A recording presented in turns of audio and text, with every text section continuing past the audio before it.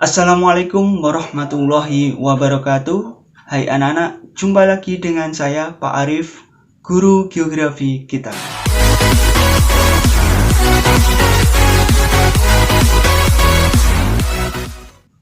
Pada kesempatan kali ini kita akan mempelajari tentang komponen-komponen peta.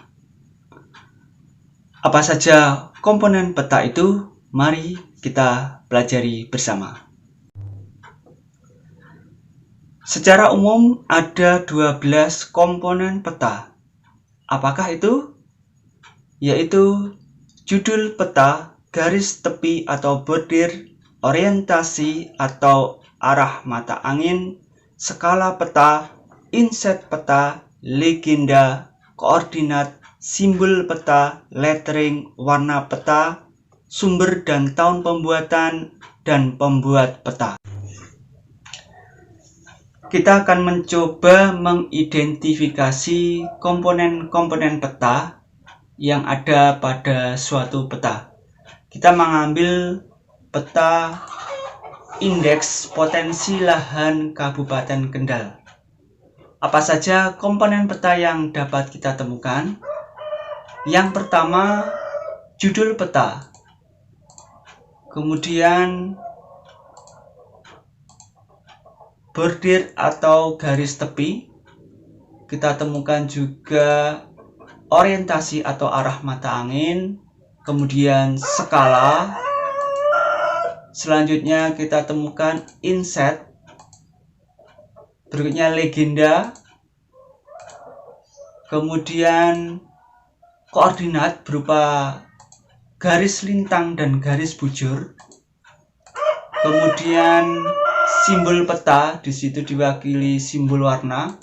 Berikutnya adalah lettering, tata cara penulisan. Berikutnya warna peta. Dan kemudian ada sumber data. Kemudian pembuat peta dan tahun pembuat peta. Baik, ternyata kita menemukan ke-12 komponen peta pada peta ini. Selanjutnya kita akan membahas satu persatu dari komponen-komponen peta tersebut. Kita awali dengan judul peta. Silakan dilihat pada layar. Dari peta ini kita mengetahui judulnya adalah Peta Indeks Potensi Lahan Kabupaten Kendal. Kemudian pada peta kedua, judulnya yaitu jenis tanah Provinsi Banten. Kalau kita melihat, penulisan judul ini berada pada posisi atas atau paling atas, atau pada posisi samping tapi tetap pada posisi atas. Kemudian penulisannya menggunakan huruf kapital dan lebih besar daripada huruf-huruf lainnya. Dari sini kita dapat menyimpulkan bahwa judul pada peta ditulis dengan huruf kapital paling besar dan umumnya diletakkan pada bagian atas. Kemudian judul peta menggambarkan informasi yang digambarkan serta tempat data tersebut diambil. Sehingga dari judul peta ini kita akan tahu peta ini menunjukkan lokasi di mana. Kemudian informasi apa saja yang dapat kita ambil nantinya melalui judul peta ini. Selanjutnya kita bahas komponen yang kedua, yaitu garis tepi atau bordir. Kita akan cari tahu pada peta ini garis tepinya yaitu tepat pada bagian di mana garis lintang dan garis bujur ini berada. Pada peta kedua, garis tepinya yaitu sama. Dari sini kita dapat menyimpulkan bahwa garis tepi atau bordir peta yaitu merupakan batas-batas pinggir gambar peta. Kemudian berfungsi sebagai batas peta dan menuliskan angka koordinat yaitu garis lintang, dan garis bujur. Komponen selanjutnya yaitu arah mata angin atau orientasi. Ada banyak cara penggambaran dari arah mata angin ini. Kita tunjukkan gambar 1, 2, 3, 4, 5, 6, dan 7 ini merupakan variasi dari atau cara menggambarkan arah mata angin. Dari sini kita melihat pada gambar 1, 2 itu lebih sederhana, hanya menggambarkan arah atau menunjukkan arah utara saja. Kemudian pada gambar-gambar lainnya, arah mata angin ini digambar lebih lengkap, dan yang terakhir ditambah dengan keterangannya. Jadi arah mata angin ini paling sederhana itu menunjukkan arah utara. Kalau lebih lengkap lagi, menunjukkan keseluruhan mulai dari utara, timur, selatan, dan barat. Dari sini kita dapat menyimpulkan orientasi atau arah mata angin ini merupakan petunjuk arah pada peta. Biasanya yang menjadi titik acuan adalah arah utara. Fungsinya adalah menunjukkan posisi dan arah suatu titik atau wilayah. Komponen selanjutnya yaitu skala peta. Skala peta merupakan perbandingan jarak di peta dengan jarak sebenarnya di lapangan. Skala peta ini dibagi menjadi 3, yaitu skala angka atau numerik, skala garis atau grafis, dan skala kalimat atau verbal. Contoh dari skala angka ini yaitu skala 1 dibanding 100.000. Artinya, setiap 1 cm di peta sama dengan 100.000 cm atau 1 km di lapangan atau kondisi sebenarnya. Selanjutnya, contoh dari skala garis grafis seperti ini.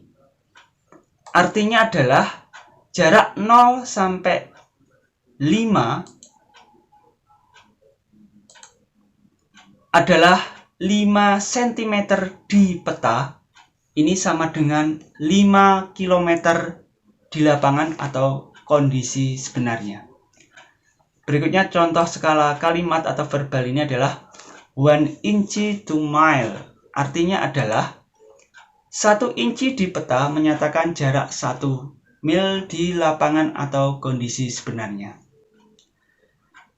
Untuk Indonesia, skala peta yang digunakan lebih banyak pada jenis skala angka atau skala garis. Sedangkan untuk skala kalimat atau verbal ini sangat jarang sekali digunakan. Ini biasa digunakan oleh negara lain seperti Amerika, Inggris, Perancis, dan lainnya. Komponen selanjutnya yaitu insert peta.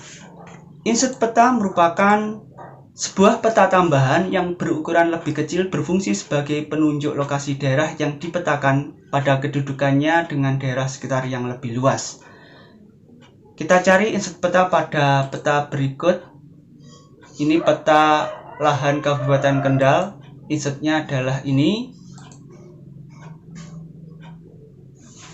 Dengan adanya insert ini, kita akan tahu posisi Kabupaten Kendal ini dilihat pada daerah yang lebih luas, yaitu dibanding dengan Jawa Tengah secara keseluruhan. Sehingga kita tahu bahwa Kabupaten Kendal itu berada pada bagian atas Jawa Tengah, yaitu sebelah utara. Berikutnya juga kita lihat insert pada peta berikut, yaitu peta jenis tanah Provinsi Banten. Insertnya pada bagian ini. Dari insert ini kita akan tahu Provinsi Banten ini posisinya di mana jika dilihat dari seluruh Jawa Barat ini. kita akan mengetahui bahwa posisinya pada bagian paling ujung barat. Komponen berikutnya yaitu legenda yang merupakan keterangan-keterangan dari semua simbol. Contoh legenda ini seperti ini.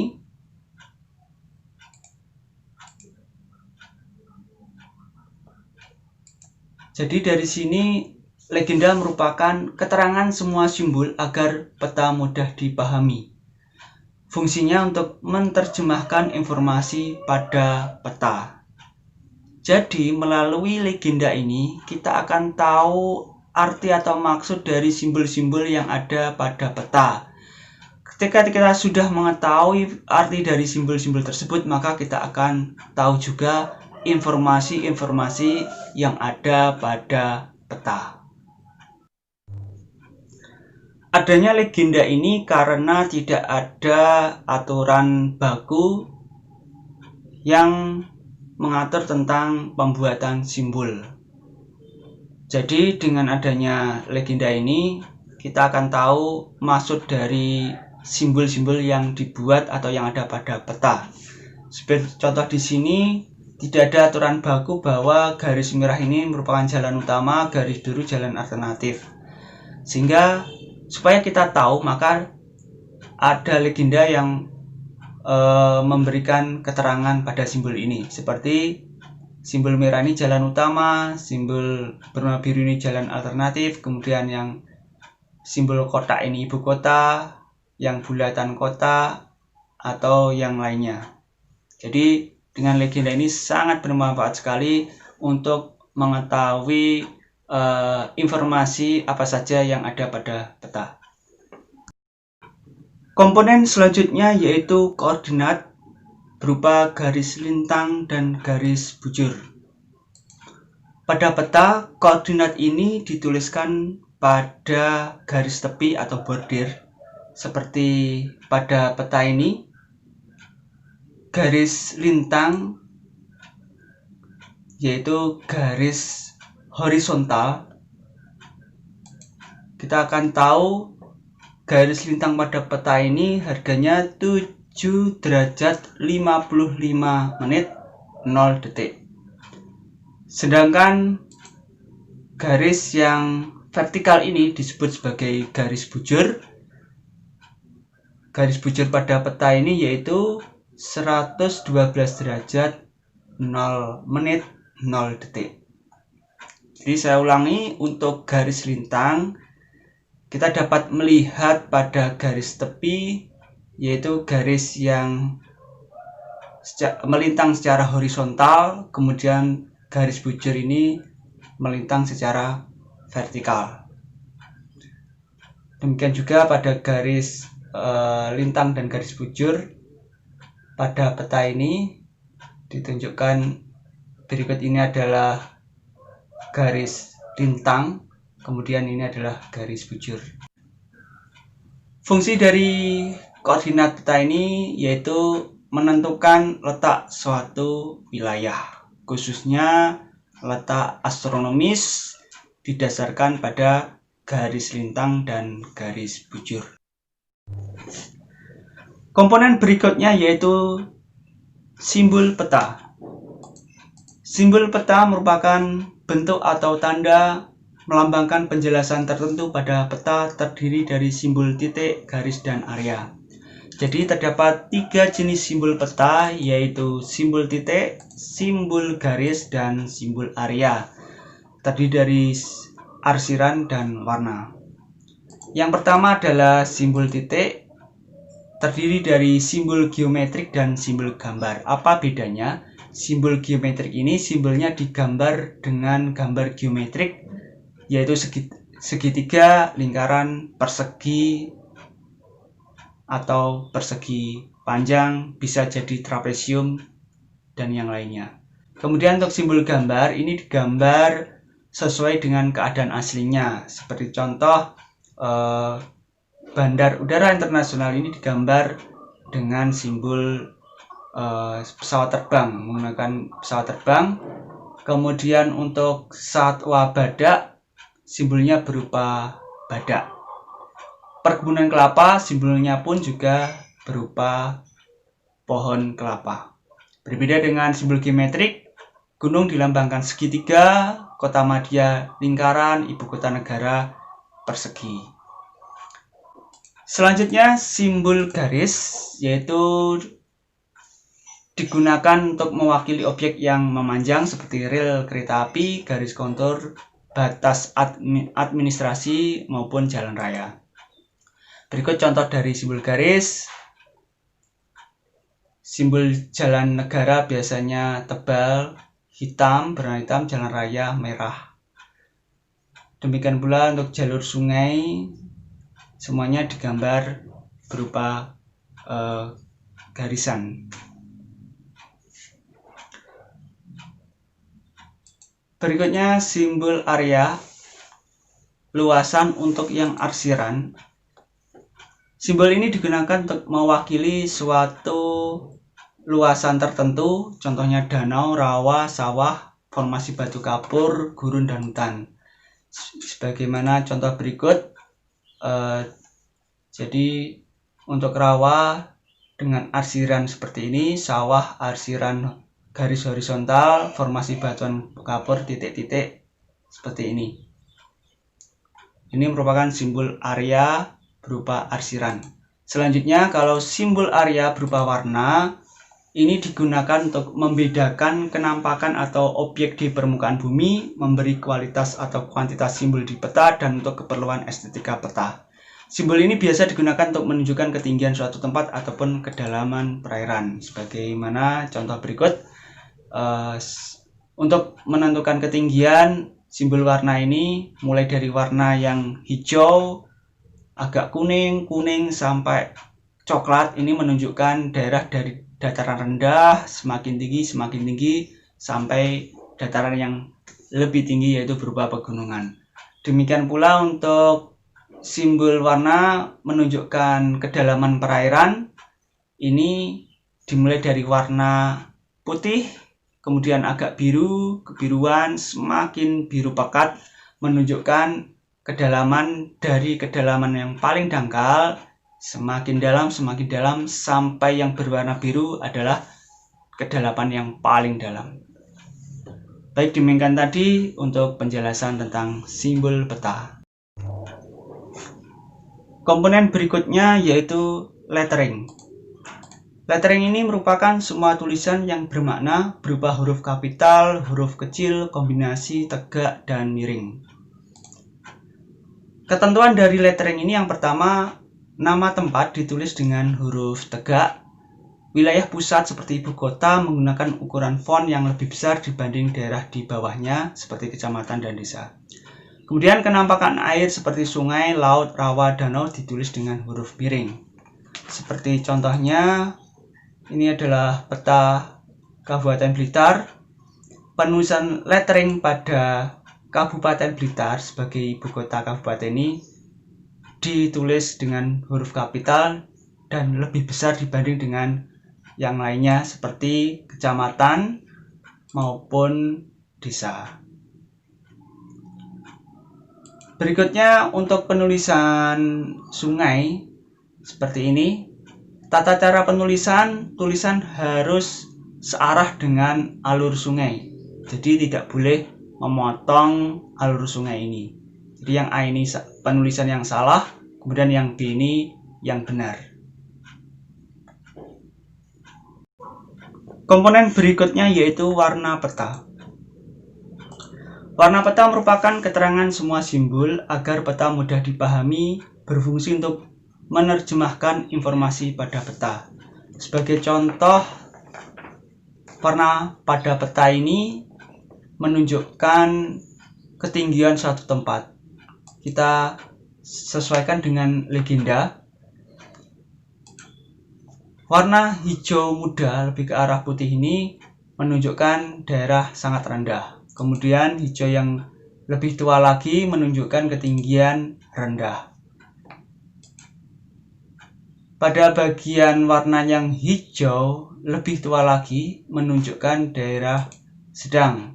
Dan kita lihat hijau yang lebih tua, ini hijau tua, menunjukkan daerah yang tinggi atau lebih tinggi daripada yang sebelumnya. Di sini kita juga bisa lihat ada warna biru. Di sini menunjukkan perairan, bisa laut maupun samudra. Kemudian yang warna abu-abu ini merupakan warna wilayah yang ada di sekitar wilayah peta utama. Jadi ini bisa disebut sebagai batas-batas wilayah. Jadi wilayah yang membatasi wilayah utama pada peta ini. Untuk mengetahui arti dari warna-warna pada peta, ini tidak ada aturan baku, sehingga untuk bisa memahaminya kita harus melihat pada legenda. Jadi pada legenda tersebut warna-warna yang ada itu sudah diberi keterangan-keterangan. Komponen berikutnya adalah sumber data dan tahun pembuatan. Sumber data berupa keterangan data yang digunakan sehingga informasi yang disajikan akurat atau valid. Sedangkan tahun pembuatan menunjukkan tahun dibuatnya peta. Pada peta ini kita dapat melihat sumber data berupa 6 peta, yaitu peta administrasi, peta jenis tanah, peta kemiringan, peta litologi. Jadi dari sumber data ini kita tahu bahwa peta ini merupakan peta potensi lahan, sehingga untuk membuatnya harus menggunakan acuan peta-peta yang lainnya, sehingga kita dapat mengoverlay dan membuat satu kesimpulan jenis potensi apa pada peta tersebut. Berikutnya untuk tahun, ini kita mengetahuinya tertulis tahun 2014. Pada peta berikutnya, sumber data kita mengetahuinya dari Badan Informasi Geospasial. Sedangkan tahunnya ini kebetulan tidak ada. Jadi memang pada peta ada yang menyertakan tahun, adapun peta yang tidak menyertakan. Tapi peta yang baik adalah peta yang menyertakan sumber data ataupun tahun pembuatan.